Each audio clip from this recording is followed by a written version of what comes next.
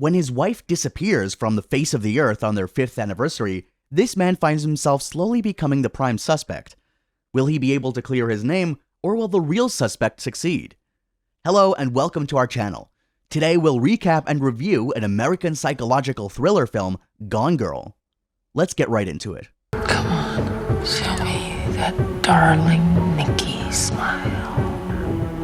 It's the 5th wedding anniversary of Nick and Amy, a normal couple in the small town of North Carthage, Missouri. Nick does not know what to do for his wife, so he goes to Margot, his twin sister, at their pub, The Bar. A flashback plays, and it is Nikki and Amy's first meeting in New York. It's safe to say Nick charmed her into Amy's life that night. During that time, Amy writes personality quizzes for magazines, while Nick writes for men's magazines. They were young, passionate, and in love. The flashback ends, and it's obvious they are not anymore those things. Here we see a glimpse of the situation of their marriage and the diary entries that Amy has made about the important events of her life. The two discuss Amy's plans for this year's anniversary because she always organizes a treasure hunt for Nick, even before they're still dating. Nick used to enjoy these treasure hunts during the early years of their marriage. However, he has grown not to like it anymore because his terrible performance reveals how uncaring and undevoted he has become as a husband. Moments later, their concerned neighbor informs him that their cat has gone outside. Nick comes home but finds the house empty and the doors open. Thinking this is just one of Amy's treasure hunts, Nick is calm at first, but when he sees a broken piece of furniture, he immediately alerts the local authorities. Detective Rhonda and Officer James arrive. Nick gives them a few details about their life while Rhonda tours the house to investigate it. She puts on sticky notes what she thinks are pieces of evidence and details that it will be crucial for the investigation, such as blood splatters in the kitchen. When they reach Amy's office, Rhonda becomes amazed when she discovers that Amy is Amazing Amy. In Nick's flashbacks, Amy introduces Amazing Amy to him during this character's wedding reception. It turns out that she is the inspiration for a fictional character, Amazing Amy, a famous children's book. The stories are loosely based on events in her life, but the achievements and the good things in Amazing Amy were added by her parents, the authors of the book. They did this so they could appeal to the masses. With this book, she became loved and was glamorized by the public. Amy finds it repulsive because she is jealous of a fictional character, but plays along for her parents and the trust fund. Her night was almost ruined, but Nick turned it around by proposing to her, which marks the end of their 2 years of dating. Back to the present time, Nick is now at the precinct as he gets briefed on what the local authorities will do for Amy's disappearance. Nick tries to joke around, but he's got a tough crowd and gets ignored. He also gets questioned about details about their life. Nick reveals that he is a creative teacher and co-owns the bar with his twin. Rhonda becomes suspicious of him when he shows the lack of interest in Amy, when he only gives vague answers to questions about her, such as saying she doesn't have any friends and not knowing her blood type. Nick gets surprised when he sees his father in the station, disoriented and frightened. His father mumbles insults while the officer scolds him for being unresponsive.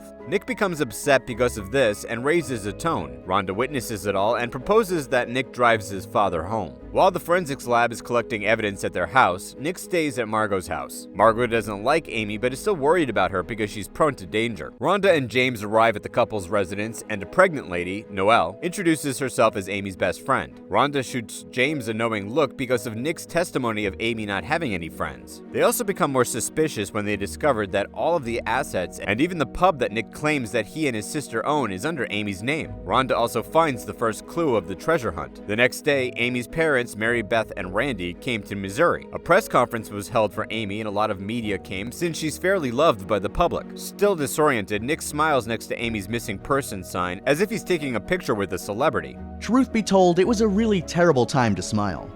They went back to the station to see Amy's past lovers and stalkers. Rhonda, still interested in the clue she found, discusses it with Nick. Nick reveals it's a thing between them during their anniversary and helps her find the other clues. Being a good guy. So everybody can see him being a good guy. Well, you really don't like him, do you? What's to like? However, Nick hides the third clue from her and finds it inside his father's house. In another flashback, it is revealed that their marriage started having a weak spot when during the recession, Nick loses his job and Amy has to give up the majority of her trust fund. They try to make it work between them, but conflict arises whenever they discuss money. After one phone call, the couple goes back to Nick's hometown, Missouri, to take care of his ill mother. This is where their marriage started to fall apart. Day 2 of Amy's disappearance comes, and Nick is surprised to see many volunteers helping them find Amy. While he greets people, his in-laws, the media, and other volunteers are eyeing him. One even gets a selfie with him and Nick smiles on impulse. When he asks her to delete it, the woman negatively reacts and says she can share it with whomever she pleases. Mary Beth also expresses her negative feelings because she feels like Nick is enjoying public attention. The search continues. Volunteers are searching every nook and cranny of Missouri while the press is slowly digging into Nick's life. Nick is under too much stress, being watched by everyone because he is hiding a secret. That night, his mistress, Andy, his student at university, visits him at Margot's house. He asks Andy if she's told anyone about their affair and reminds him never to mention anyone about his plans to divorce Amy. Nick tries so hard to keep this affair a secret that they use burner phones and he never uses his card to buy Andy gifts. He tries to focus on his current problems about this affair but can't resist Andy's invitation and they make love. Another flashback starts back to when Nick's mother died. Amy writes in her diary how he became so distant and only uses her for pleasure, otherwise she doesn't exist. She also writes about how she became someone she doesn't like, a nagging wife.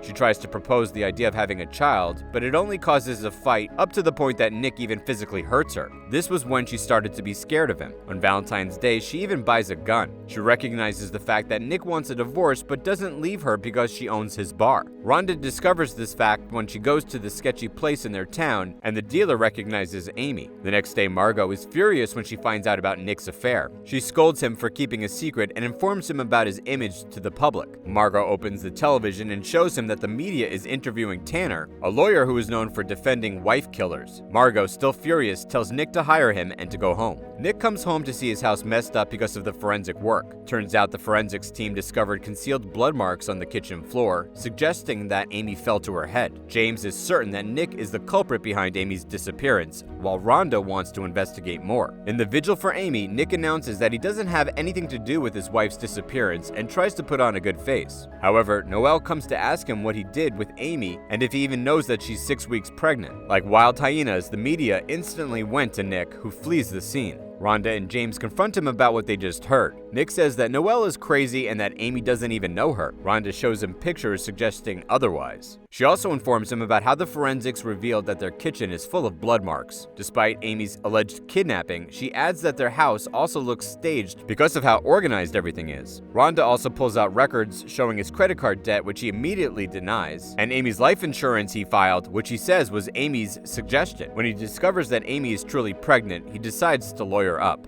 All of the evidence and circumstances point to him as the suspect in this. Even Margot, his twin sister, who doesn't even like Amy, is beginning to think this too. Rhonda finally finds Amy's diary, which contains all the entries dating back to the day she first met Nick up to the last entries, fearing that he will kill her. Meanwhile, Nick deciphers the third clue and goes to Margot's woodshed, where he finds the items that caused his credit card debt. Amy is neither dead nor kidnapped. However, when Amy discovers that Nick is in an affair, she starts to plan to frame him for murdering her. On the day of her disappearance, she is driving out of Missouri and throws away all the pens she used to falsify her diary entries and conceal the fact that she wrote them all in the present time. One of the plans includes befriending Noelle to feed her stories about Nick's violent temper and creating Nick's money-spending problems by splurging his credit card. Amy starts to bond with the people around her and fakes her pregnancy, using Noelle's urine to gain more sympathy for her and hatred for Nick. But this is not the end of her master plan. On the day of their anniversary, she meticulously staged their house to make it seem like Nick had murdered her, and sloppily cleaned it up. She successfully stages a staged crime scene. This level of dedication is both terrifying and amazing, as everything is intricately planned.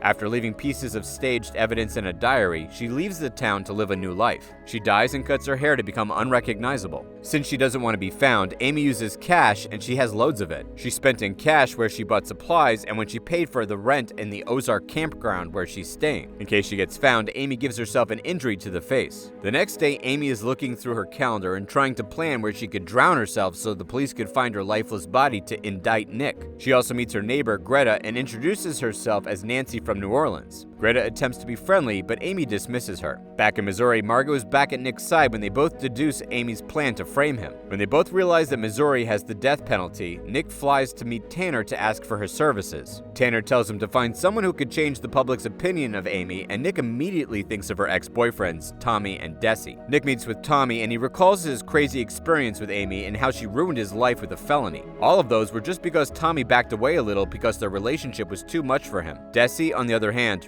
refuse to meet him. Back in Ozark, Amy trusts Greta enough to go inside her room. Together, they watch TV shows as they continue to theorize Nick's intentions for ending Amy and their unborn baby's lives. This has become a true delight for the general public. To add fuel to the fire, Amy calls the police to report Margot's woodshed. Tanner personally goes to Missouri to plan Nick's defense. He also advises him to go to the police to tell them about Andy, his mistress. Rhonda, on the other hand, is not convinced about the whole setup. But, unlike others, she was not easily fooled by Amy's scheme. Amy begins to bond with Greta and Jeff, another tenant in Ozark. She gets too comfortable and drops her cash, which caught their attention. Growing paranoid that she'll get caught, she plans to leave the next day. When she's swiping the place clean, Greta and Jeff unexpectedly corner her to steal all her cash, leaving her penniless. Amy tries to threaten them that she'll call the police. However, Greta knows she's hiding from something and will never call the cops. She is currently broke, and this might ruin her plans. Growing desperate, she contacts and meets Desi. She feeds him stories of how she lost her baby and how Nick threatens her life, so she needs to remain hidden. She feeds his delusions that she's still into him, just how he's still into her even after these years. Seeing her pitiful state, Desi takes Amy to a secluded and comfortable lake house. Meanwhile, Nick, as suggested by Tanner, is planning to expose his own affair on a TV show as a strategic move. However, Andy beats her to it and exposes their affair herself.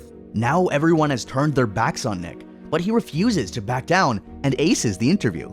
Aside from being a writer, Nick should consider going into acting because of how well he portrayed the regretful and mournful husband who truly regrets his actions. In the lake house, Amy discovers that Desi is still obsessed with her and there are cameras everywhere, so she cannot escape easily. That night, Nick's interview airs on national television. Amy is watching intently as Nick apologizes for his shortcomings, which Desi notices and puts him in a foul mood. Seeing Desi's possessiveness, Amy acts like a pitiful and mistreated wife so he will not be suspicious of her. However, she grows more worried when Desi decides to move in with her. Back in Missouri, Nick watches his own interview and thinks he has turned around the situation. However, the police arrest Margot when they discover the woodshed and the items inside it. Nick tries to tell the police his side of the story, but instead gets arrested because Rhonda thinks the evidence they've collected is enough. Tanner bails him and Margot out, but the media and townspeople mob the car they're riding. Amy, as always, has thought of a plan. Since the surveillance cameras in the lake house have blind spots, she uses them to her advantage to make it look like Desi takes advantage of her and has her locked up in that place. Amy could definitely join Nick in establishing a career with acting with this level of dedication, since she also fakes evidence using her own body. That night, she invites Desi to bed to do the deed. While Desi is enjoying it, she carefully takes out a blade and slashes his throat. With traces of him inside her, Amy succeeds with her plan to have an excuse for self-defense as well as to frame Desi for the crime of locking her up and taking advantage of her. While still drenched with Desi's blood, she goes back to Nick's home and collapses in his arms. This completely clears Nick of all the suspicions and crimes that were about to be charged against him. The FBI themselves visit Amy in the hospital to hear how Desi committed the crime. Rhonda tries to call her out for some inconsistent details in her story, but she gets dismissed and called incompetent instead. Like a true celebrity, a lot of people greeted her when she gets home from the hospital. She has everyone fooled but Nick. Once they get inside, Nick asks her for the truth. Because of trust issues, Amy asks him to take his clothes off to make sure he's not wearing a wire. When they're in the shower together, Amy confesses the crimes she committed against Desi. Nick tries to say that he's leaving her, but Amy only says that it will be a bad idea because that will instantly make the whole world turn its back on him again. Nick is terrified when he realizes that he is trapped and has nowhere to go. He also reveals to Tanner, Rhonda, and Margot the truth, but they cannot do anything about it since Amy has everyone wrapped around her finger and the investigation has been closed by the FBI. The two of them practice their lines to show the world their perfect reconciliation. Nick is still insistent on leaving Amy. However, even that is taken away from him when Amy shows her a positive pregnancy test result. It appears that she got herself pregnant with Nick's baby, which was in the clinic they go to when they were planning to have a baby. As for Amy's final show, she announces to the television that they're pregnant, trapping Nick forever by her side. This movie is perfect for girls seeking inspiration to go through their villain origin story. Nah, just kidding. This is perfect for movie buffs seeking a creative exploration of female rage, a not-so-common theme in movies. This movie has it all: the drama, unsettling thrill of Nick's misfortunes, and the nerve-wracking reveal, one after another. Not only does it keep you on your toes, but it also challenges you to decipher that ongoing mystery that no one could ever predict. Please subscribe to the channel to be notified when we upload. And don't forget to suggest movies you want us to recap in the future in the comments down below.